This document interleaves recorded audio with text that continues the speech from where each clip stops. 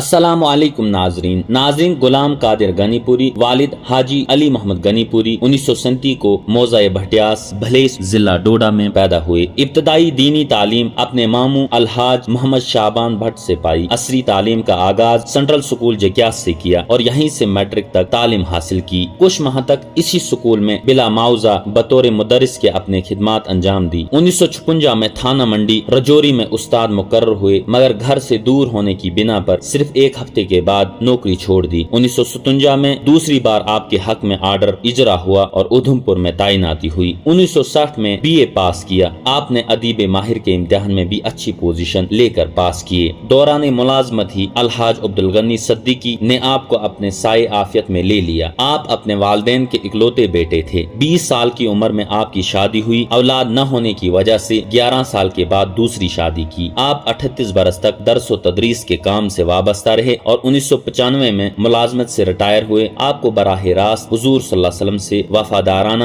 اور محبانہ تعلق تھا، جس کا اندازہ آپ کی کتاب سرور کائنات انتم مہارشی جگت گرو صفحہ نمبر 209 سے 216 میں آپ کے اس مشاہدات سے لگایا جا سکتا ہے۔ حضرت قبلہ حاجی صدیقی صاحب سے بیعت ہونے کے بعد جب تنہائیاں یاد الہی میں کٹتی رہی تو اسی دور میں آپ صلی اللہ علیہ وسلم نے ذکر کرنے کی تاکید کی۔ پہلے حاجی صاحب کئی جماعتوں کی کتابیں پڑھتے تھے اور خاص کر تنقیدی لٹریچر کی درجنوں کتابیں پڑھ ڈالی۔ یہی کشمکش تھی کہ کیا لوں اور کسے چھوڑ دوں۔ حضور صلی اللہ علیہ وسلم کی زیارت ہوئی اور فرمایا کہ آپ ذکر کیا کریں۔ حاجی صاحب کو دم پھونک کا کام حضرت صدیقی صاحب نے سپرد کیا تھا۔ بعض اوقات اس کام کا شغل کافی بڑھ جاتا تھا۔ ایک مریض کا مرض شدت اختیار کر گیا جس کا جن نہایت قوی تھا۔ حضور صلی اللہ علیہ وسلم کی زیارت ہوئی تو فرمایا اب یہ جن کبھی تنگ نہ کرے گا۔ کچھ عرصے پہلے جب حاجی صاحب ایک کتاب لکھنے میں مصروف تھے تو انہی دنوں میں حضور صلی اللہ علیہ وسلم کی زیارت ہوئی اور دیکھتے ہیں کہ ایک عالیشان مکان بن رہا ہے۔ اس کے درمیانی حصے میں کرسی اور ٹیبل لگے ہوئے ہیں جس پر حضور صلی اللہ علیہ وسلم تشریف فرما ہیں اور کتاب کے اس نسخے کو دیکھنے میں مشغول ہیں۔ کچھ نشانات لگا کر فرمایا جلدی کیوں نہیں کرتے۔ ایک بار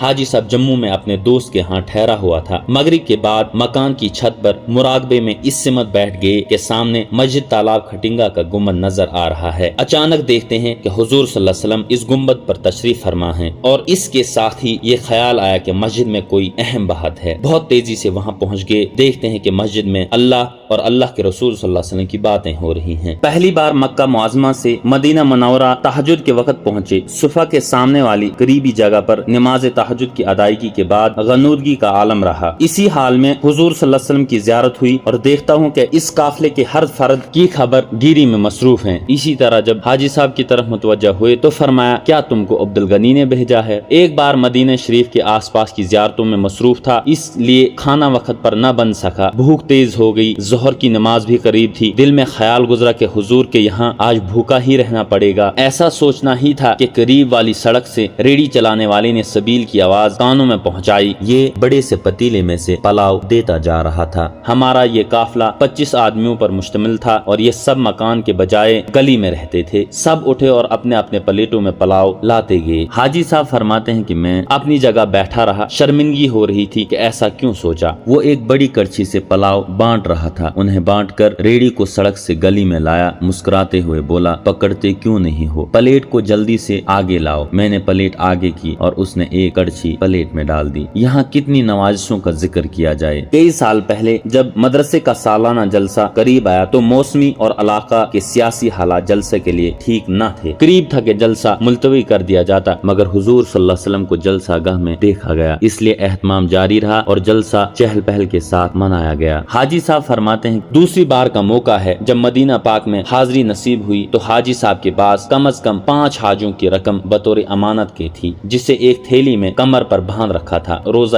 پاک کے ریاض الجنہ میں جب پہنچا تو اسے بیٹھنے کی صورت میں ڈھیلا کرنے کی ضرورت ہوئی۔ ایک بار بیٹھا تو ایسا کرنے کی ضرورت محسوس نہ ہوئی۔ خیال آیا تو تھیلی کو دیکھا وہاں نہیں ہے۔ اس میں قریباً 80,000 روپیہ تھا۔ دل و دماغ میں اثر ہونے لگا، کوحرام سا مچ گیا۔ ضروریات کی ہر چیز اسی میں محفوظ تھی۔ پریشانی جب حد سے بڑھ گئی، اٹھنے کے قریب ہو گیا، ساتھ ہی سوچا کہ یہاں پر کس محنت سے پہنچا ہوں، یہاں سے اٹھ کر تھیلی ملے یا نہ ملے مگر فی الحال یہ جگہ چلی جائے گی، اس لیے کافی کشمکش کے بعد بیٹھنے کا ہی ارادہ کر لیا۔ ابھی صرف چند لمحات ہی اس طرح جم کر بیٹھنے کو ہوئے تھے کہ روضہ پاک سے سخت لہجے والی آواز میں ڈانٹا گیا کہ تھیلی کو کیوں چھوڑا اور کہاں چھوڑا۔ اس آواز سے دل دہل گیا مگر فوراً تسلی ہوئی کہ معاملہ خود حضور صلی اللہ علیہ وسلم کی نوٹس میں آ گیا ہے۔ اپنے وقت پر جب اطمینان سے واپس قیام گاہ پر آیا تو تھیلی کو کھلی جگہ سرہانے پر پایا جو دروازے سے ہی دکھائی دیتا تھا۔ جب دیکھا تو اس میں سب امانت موجود۔ آپ کی کئی کتابیں ہیں، کچھ ان میں اسلام ایک نظر میں، سلوک نبوی، اسلام اور موسیقی، مقامات نبوی، قرآن عظیم، امداد السلوک، اسلام ہی کیوں، نماز تہجد، یاد الہی اور ذکر الہی، اور بھی بہت ساری کتابیں۔ آپ 24 جولائی 2015 بروز جمعہ اس دار فانی سے رخصت ہو کر اپنے معبود حقیقی سے جا ملے۔